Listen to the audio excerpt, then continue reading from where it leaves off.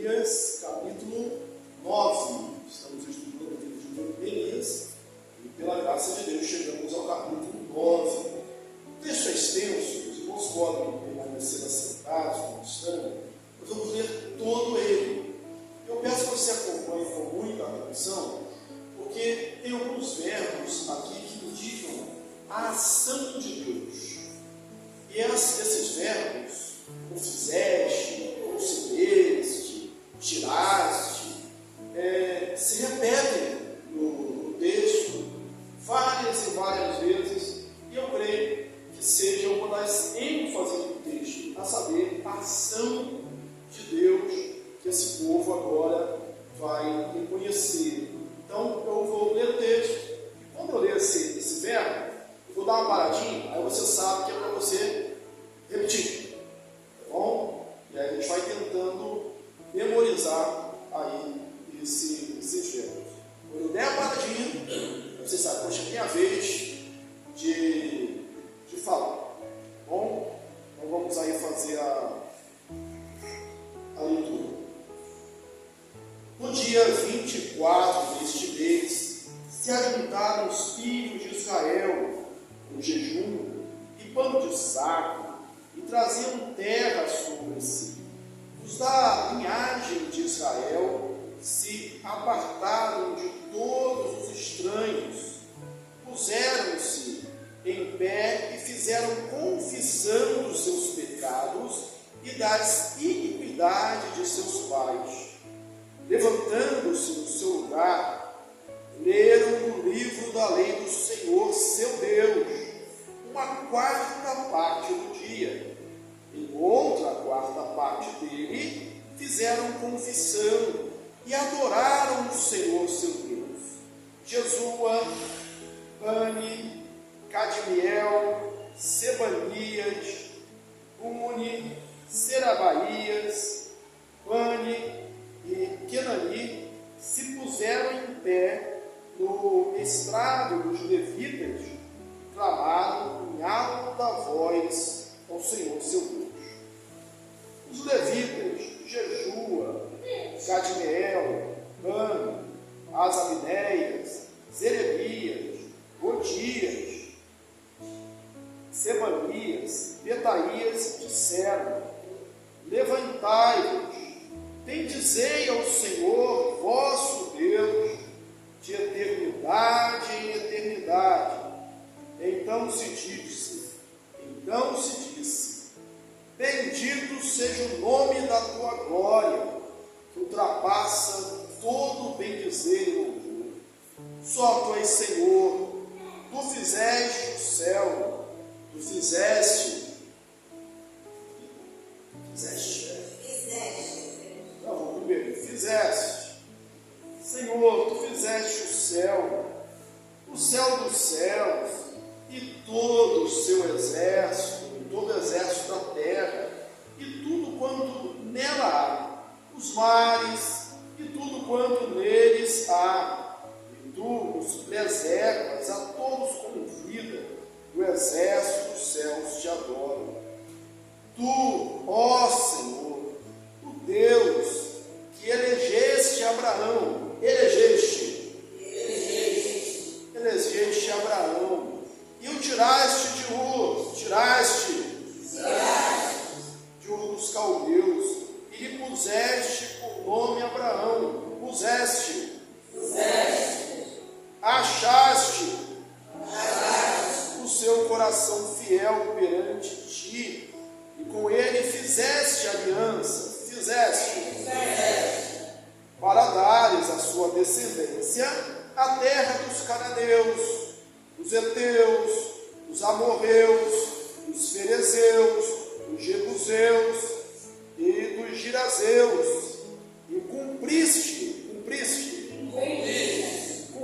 as tuas promessas, porquanto és justo. Viste a aflição de nossos pais no Egito, e lhes ouviste o clamor, e lhe ouviste o clamor junto ao mar vermelho, fizeste sinais e milagres,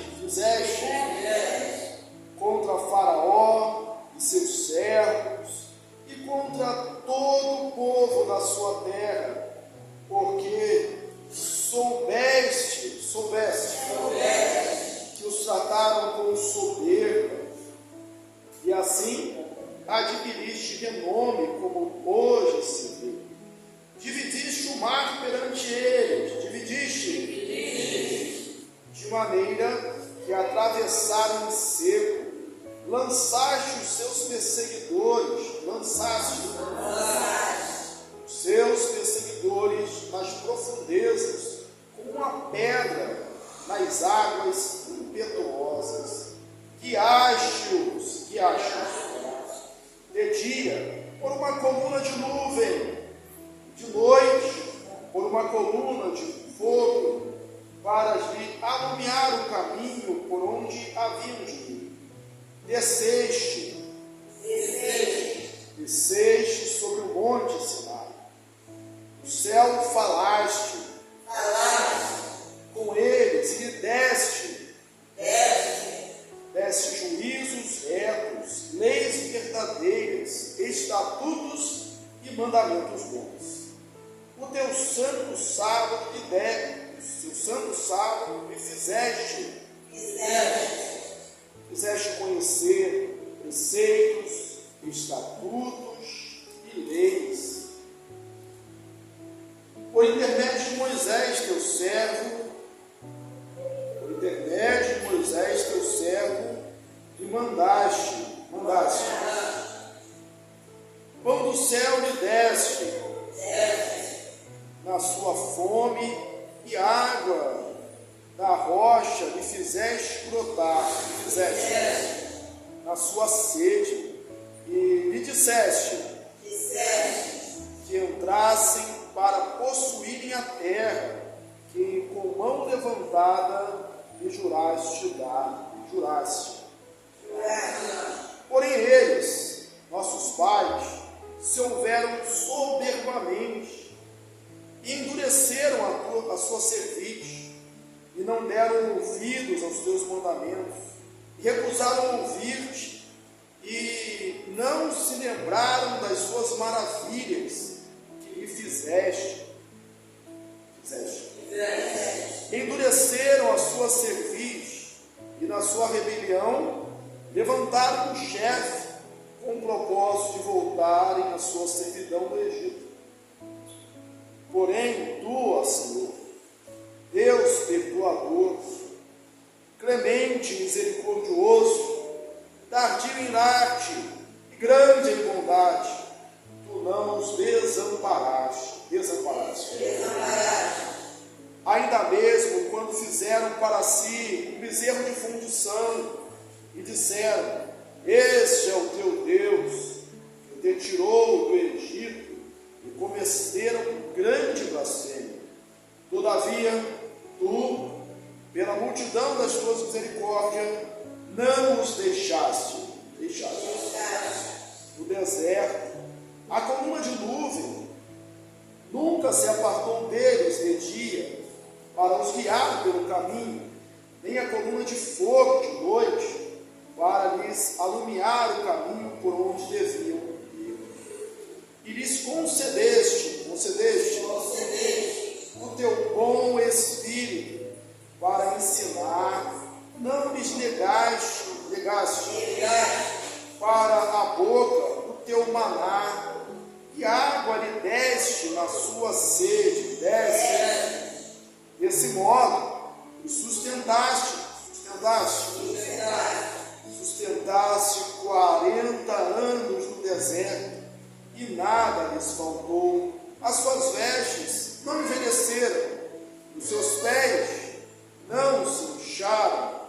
Também lhe deste reinos e povos, deste reinos e povos, e lhes repartiste as porções, assim possuíram a terra de Seom, a saber, a terra do rei de Esbom, a terra de Og, rei de Bazã. Multiplicaste os seus filhos, como as estrelas do céu, e trouxeste-os à terra de que tinha dito a seus pais que nela entrariam para possuir. Entraram os filhos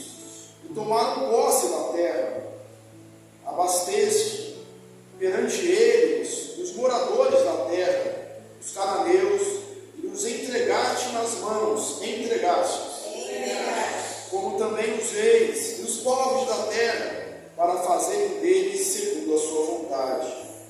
Tomaram cidades fortificadas e terra fértil, e possuíram casas cheias de toda sorte de coisas boas, cisternas cavadas, vinhas e olivais, e árvores frutíferas em abundância. Comeram e se fartaram, e engordaram, e viveram em delícias, pela tua grande bondade. Ainda assim, foram desobedientes, e se revoltaram contra ti. Viraram as costas à tua lei, mataram os teus profetas, que protestavam contra eles, para os fizerem voltar a ti. E cometeram grande blasfêmia, pelo que os entregaste nas mãos dos seus opressores. Que os angustiaram, mas no tempo da sua angústia, clamando eles a ti, do céu tu ouviste, e segundo a tua grande misericórdia, que deste libertadores, que os salvaram das mãos dos que o oprimiam. Porém, quando se viram em descanso, tornaram a fazer o mal diante de ti, e tu os desamparavas.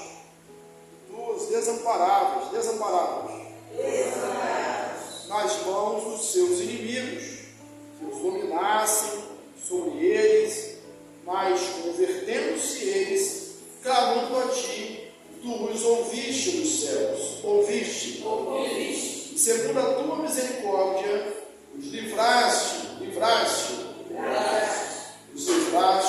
muitas vezes. Testemunhaste contra ele, para que voltassem à tua lei, porém eles se houveram soberbamente, e não deram ouvidos aos teus mandamentos, mas pecaram contra os teus juízos, pelo cumprimento dos quais o homem viverá. Obstinadamente deram de ombros, endureceram a cerviz, e não quiseram ouvir. No entanto, os aturaste por muitos anos, e testemunhaste contra eles pelo teu Espírito, por intermédio dos teus profetas, porém eles não deram ouvidos, pelo que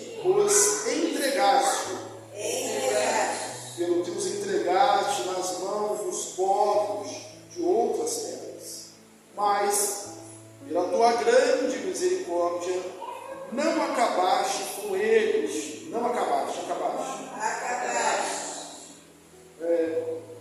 nem os desamparaste, porque tu és Deus, clemente e misericordioso. Agora, pois, ó Deus nosso, ó Deus grande, poderoso e temível, que guardas a aliança e a misericórdia, não menosprezes toda a aflição que nos sobreveio, a nós, aos nossos reis, aos nossos príncipes, aos nossos sacerdotes, aos nossos profetas, aos nossos pais e a todo o povo, desde os dias dos reis da Síria até o dia de hoje, porque tu és justo em tudo quanto tem vindo sobre nós, pois tu fielmente procedeste, e nós perversamente.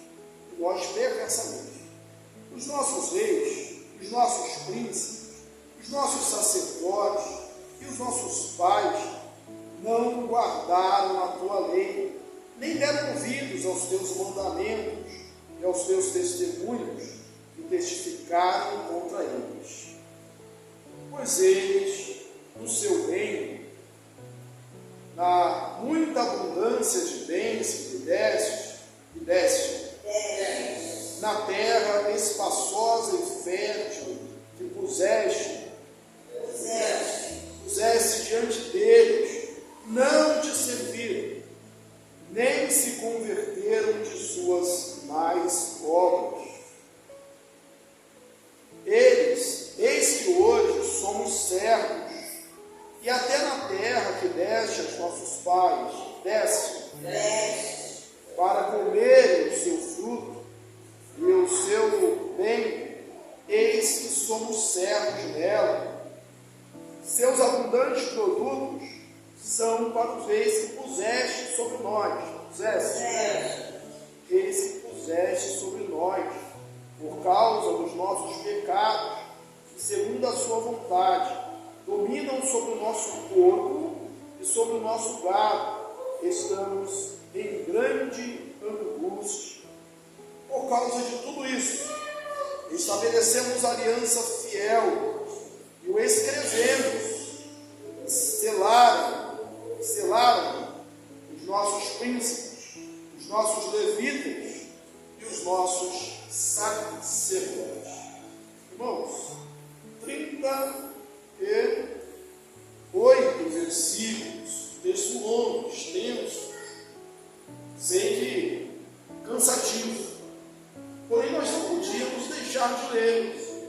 Haja vista que o nosso propósito é estudar a Bíblia, capítulo a capítulo.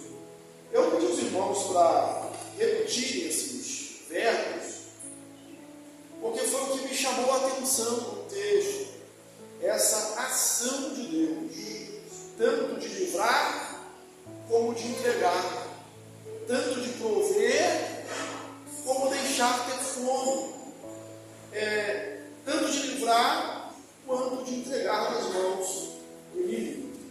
Na semana passada, nós estudamos o capítulo 8. O que nós vimos no capítulo 8?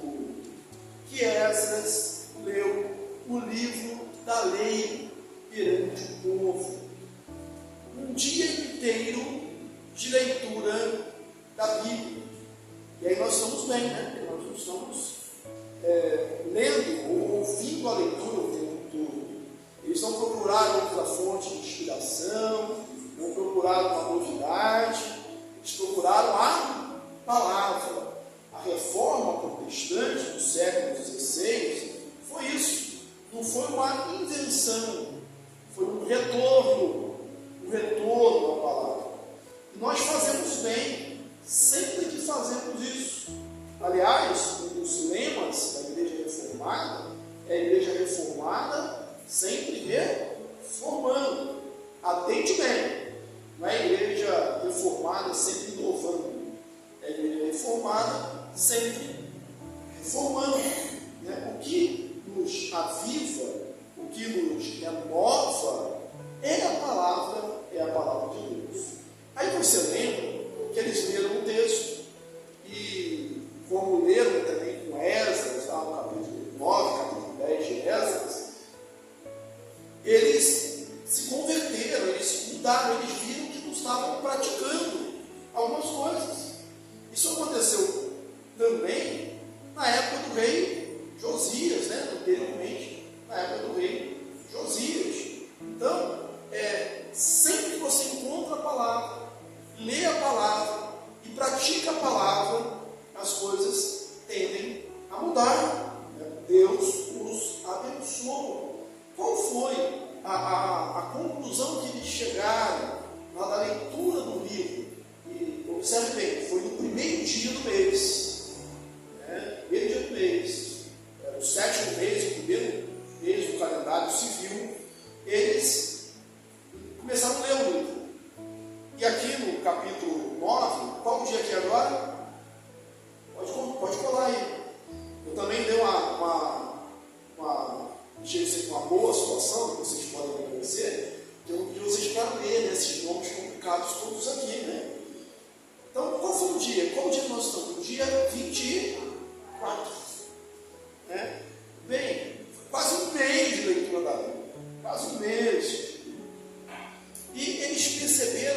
estavam praticando uma festa, a festa do tabernáculo, que lembrava quando o povo peregrinou no deserto.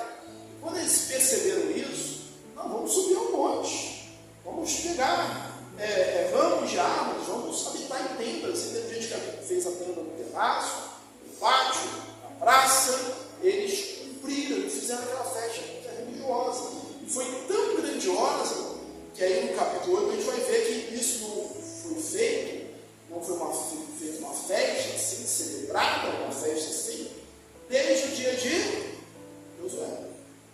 Quando acaba isso, os nobres, os príncipes, voltam e pedem para ler mais a Bíblia. Vão estudar mais.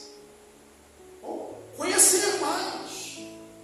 Essa sede pela palavra vai se renovando, a gente vai descobrindo algumas coisas. E aí você observa que eles da festa, eles passam para o pranto. Porque jejum traz consigo tristeza. Eles jejuaram. Jejuaram por quê? Pelos seus pecados. E não só pelos seus pecados, pelos pecados dos seus pais. O que aconteceu, irmãos? Porque nós temos esse texto aqui, que a leitura foi extensa. Toda a história, até esse momento, da ação, da intervenção de Deus e da rebeldia do povo. Uma palavra que é usada não só nesse texto, mas na Bíblia, reiteradamente, é povo de dura cerviz. Quer traduzir de pescoço duro. É uma analogia àquele boi bravo que você quer botar a canga, em cima, e ele não deixa.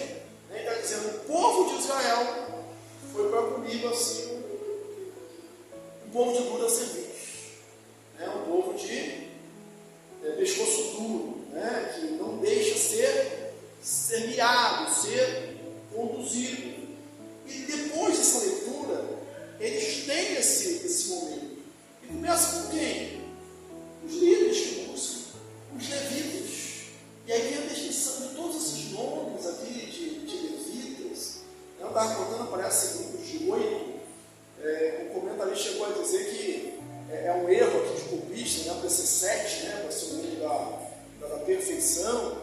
Mas são conjecturas e não importa muito para o ensino, para aquilo que a gente vai extrair do texto. E aí, eles começam a orar. No versículo 8 até o final do texto, o que nós temos? Uma oração. Todo esse texto, a partir do versículo 8, é uma oração. Uma oração depois de ouvir a palavra. E o que eles oram? Eles oram a palavra. Orar a palavra, deixa eu me explicar, eles estão orando aquilo que eles aprenderam, é o assunto da oração deles. Eu resolvi fazer aqui essa observação, porque Deus, quando você ouve alguns irmãos, pastor, me ora aqui. Não existe, não está na nossa tradição, você pode orar. Vem cá, não pode orar. O que é isso? A gente ora para Deus abençoar o irmão. Agora, eu não conheço na Bíblia essa questão de orar fulano, A gente ora por, não ora. Então eles oraram o que ouviram, no sentido de aqueles que aprendem. Tem uma divisão aí, eu tenho que procurar aqui no versículo, mas diz que um quarto do dia eles leram a Bíblia, esse 24º dia. E o outro quarto eles confessaram, isso? Fica. Leia para a gente, por favor.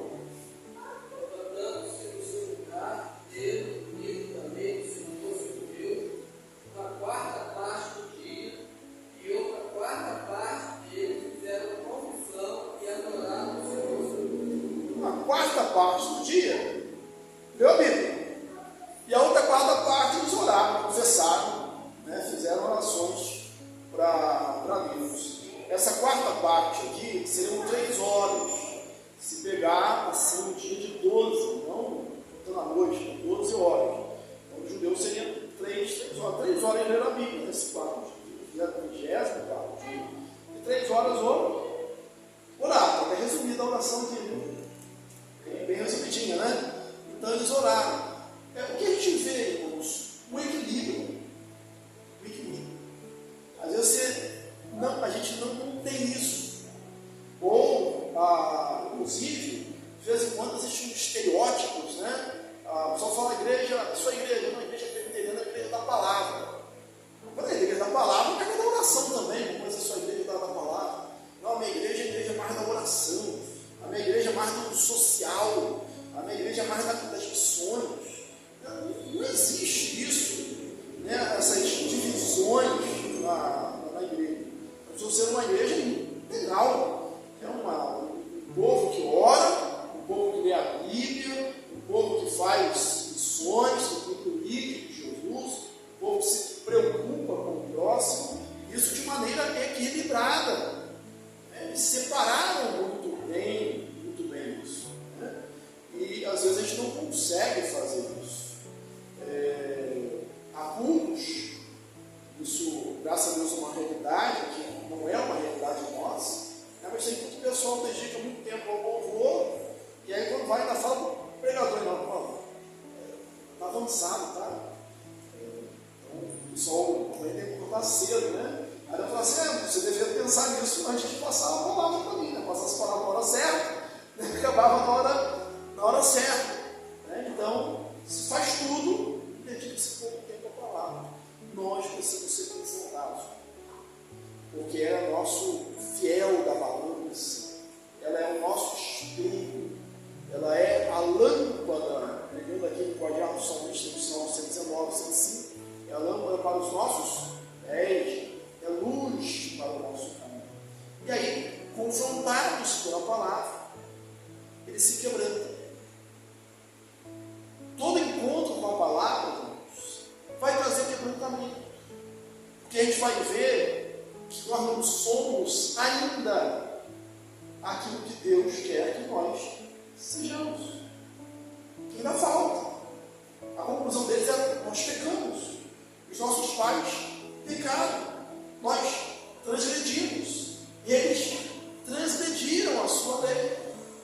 Eu gosto muito da chamada do profeta Isaías, em sua oração, lá em Isaías capítulo 6, um texto que deve conhecer bastante já. No ano da morte do rei Uzias, eu vi o Senhor assentado no alto e sublime trono. E aí vem a descrição, né, da glória de Deus.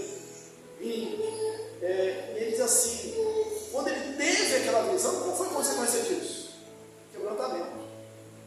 Ai de mim, sou um homem pecador. Estou perecendo. Habito no meio de um povo de lábios impuros. Os meus olhos viram o Senhor dos Exércitos. A confrontação, a visão de Deus. Lembra de Jó? Nós estudamos aqui nas quartas-feiras do Jó inteiro. Jó era um homem justo, um homem íntegro, né? Que o próprio Deus testemunhava isso. Jó conhecia Deus, né? E aí no final ele chega e diz assim: eu te conhecia só de ouvir falar, mas agora os meus olhos te veem, por isso o salto de alegria, pulo, né? Estou assim, radiante. Foi isso que ele disse? Por isso me abomino. Pó nascidas. Né? Diferença, né, de visões de Deus que as pessoas têm, né? E nunca o produto dessa visão de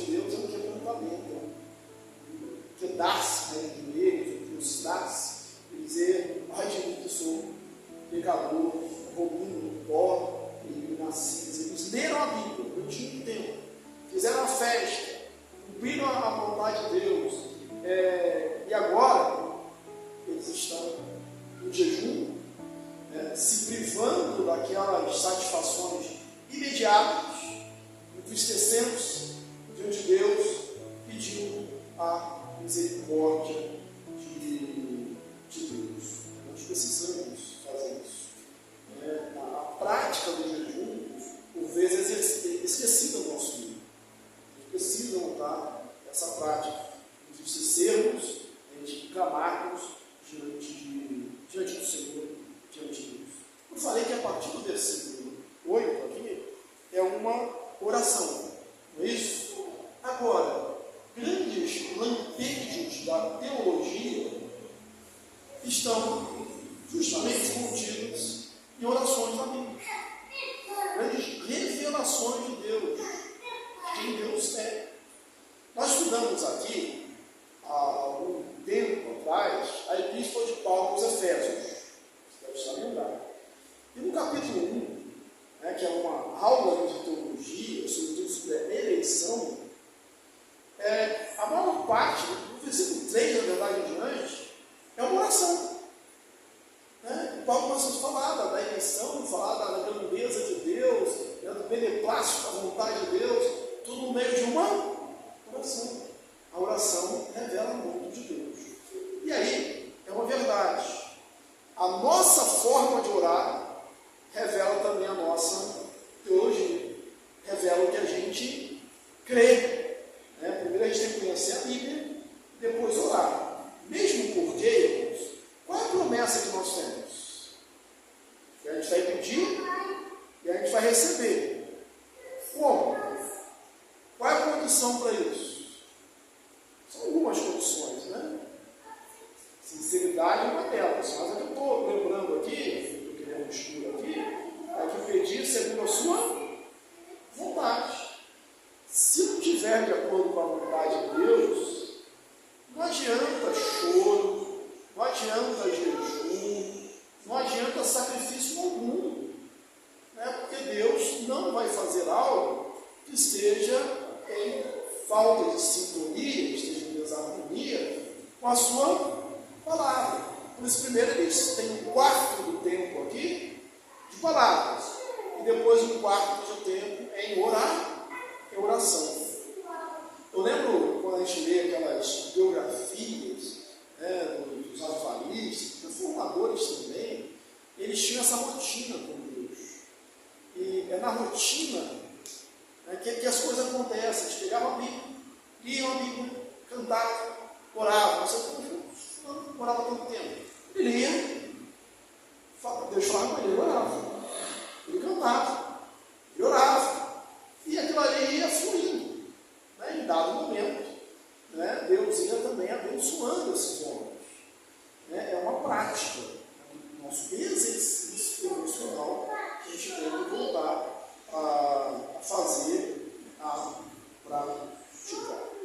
Bem, inclusive, nós que somos reformados, nós temos o catecismo, o ciclo de fé, o pré-catecismo, o catecismo maior, a confissão de fé de Westminster, de 1643 a 1649. Ora, esses 121 teólogos são os reunidos. E sempre quando a gente está lá na classe de catecúmenos, quando a gente está perguntando o que Deus é, você lembra a resposta? O que Deus é? Não fala nem quem Deus é, porque é mais difícil, então o que Deus é? Deus é Espírito, infinito, eterno, sem sabedoria, poder, santidade, justiça, verdade e verdade. Tem uma lista aí de referências comprovando isso, Deus é Espírito, importa o Senhor Deus, agora é Espírito, de verdade, como Jesus conversa matando, etc. A história que chegou a nós, assim, da Igreja, é uma história bonita, devocional, de oração. E quando eu ouvi da seguinte maneira, o pessoal estava lá com essa reunião, imagina, 121 teólogos. E entre os teólogos tem aqueles medalhões, os melhores, os mais eruditos, os mais renomados, e devem ter os mais novos também. E quando eles chegaram nessa parte de definir quem Deus é, eles ficaram em paz. Como é que ele define Deus? Deus é definido. Definir Deus é imenso, claro. Quando você define, você limita. Então, por isso que não é quem Deus é o que Deus é. E aí eles pediram alguém para orar. Já viu aqueles encontros, que tem muita gente, dá uma palhinha para o irmão, vamos deixar o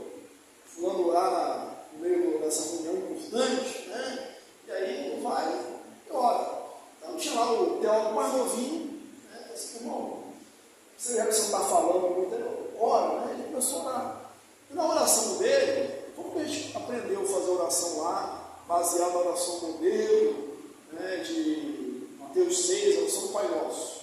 Mas primeiro diz que Deus é Pai Nosso, que estás no céu, glorificamente, santificado seja o seu nome. Então, quando você fala assim, Senhor, Deus, tu tens espírito infinito, eterno, bondade, sincero, sabedoria, poder, santidade, justiça, bondade, e começou a fazer essa oração. E quando acabou a oração, os teólogos mais falam, acabou, resolveu nosso problema, já conseguiu quem Deus é.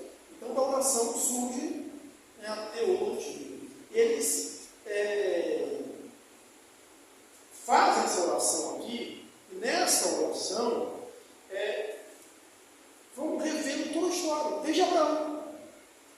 E aí tem aquele dia, tu chamaste, tu escolheste. Quem é Abraão? Um homem comum do projeto, tu escolheu Abraão. Tiraste lá do meio do paganismo, de Ur dos Caldeus. O Senhor o elegeu. E o Senhor prometeu uma grande descendência. Aí tem aqui a mudança, vamos de Abraão para Abraão, né? Pai de muitas nações, né? E interessante, porque durante muito tempo eu não teve filho nenhum. Aí depois, quando viu que a promessa não se cumpria, a mulher, né, Sara, falou assim, coabita com a minha serva, né, tem um filho, através dela, para ter descendência. E Abraão aqueceu a isso, mas não era a promessa de Deus. Aí depois de um tempo, o texto diz que tinha cessado a Sara, né, suas mulheres, suas regras, não tinha nenhuma possibilidade de ser mãe. Tanto é que ela serviu, né, mas na sua velhice, ela tem um filho. Né, mas, poxa, para contar os grãos da areia do mar, as estrelas do céu, está muito distante disso. Né? Mas Deus suscita uma descendência. Aí, Isaac também tem muitos filhos, tem Jacó, tem 12, mas ainda assim, mas tem uma grande nação. Eu não vou só de Israel seguir a carne. A gente tem a interpretação lá, pois todos os que creem, todos que têm a fé, são filhos de Abraão. Quem diria, né? Eu e você. Somos filhos de Abraão, somos o Israel de Deus. Todos que creem nesse filho de Abraão. Ele é o pai da fé, é o pai daquele filho. Aí tem a história de Jacó, né, de peregrino, vão acabar no Egito. Ele conta essa história. Conta a história, eles foram escravos. Aí eles para o Egito, por um tempo, eles foram bem tratados na terra de Goza, mas morreu José, levantou-se um outro faraó.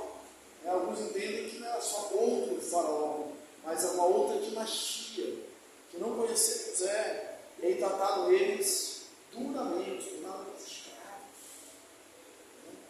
Essa palavra, esse portaram soberbamente os egípcios, depois eles vejam no finalzinho do texto, se conferem, fala que Deus deu tudo isso para eles, para os judeus, né, para o povo de Deus, mas eles se portaram também soberbamente, né, ou assim, de maneira altiva, né, não obedecendo a Deus. Agiram igual os egípcios tinham a agir.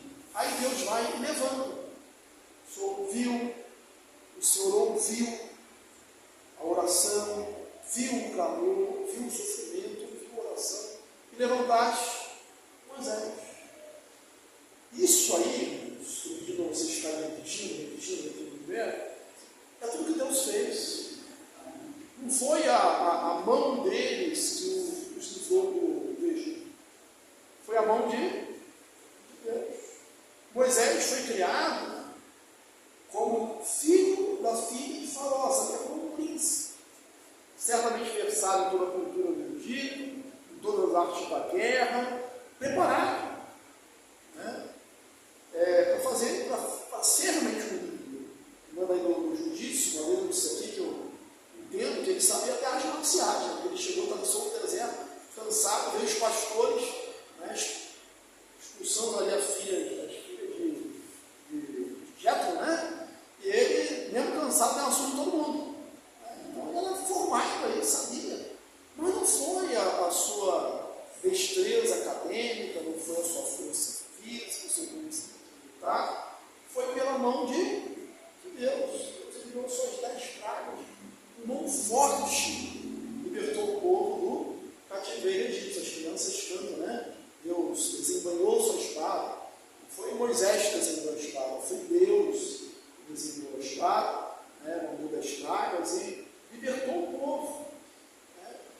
ainda houve uma dureza, um endurecimento no coração de Faraó.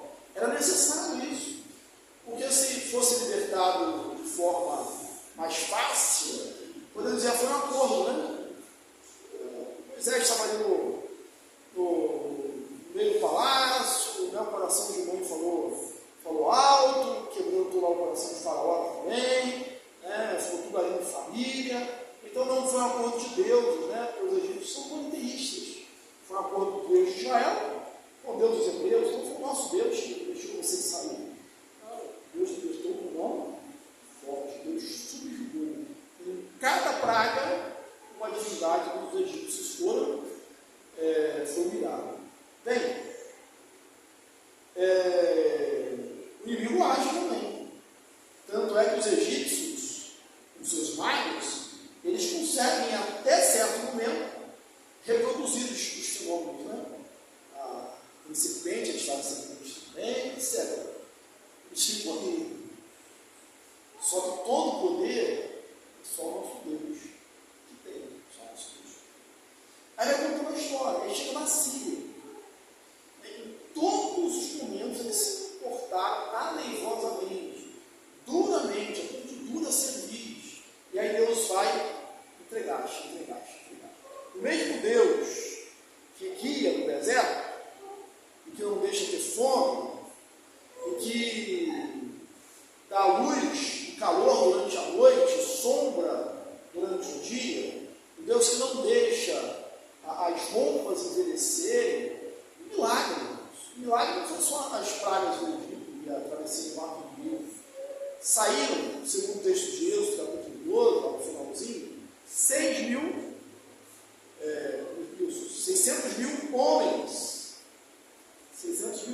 sem contar mulheres e crianças. A estimativa que se faz é que eram 2 milhões de pessoas. E quando eles falam homens, eram os homens prontos para a guerra. Não contavam os velhos, idosos, 600 mil homens. Então a conta estimativa é de 2 milhões de pessoas. O que tenha chegado na terra prometida, 6 milhões de pessoas. Eles se produziram no deserto. E aí o texto diz que as vestes vão ser rasgadas, vão se envelhecer.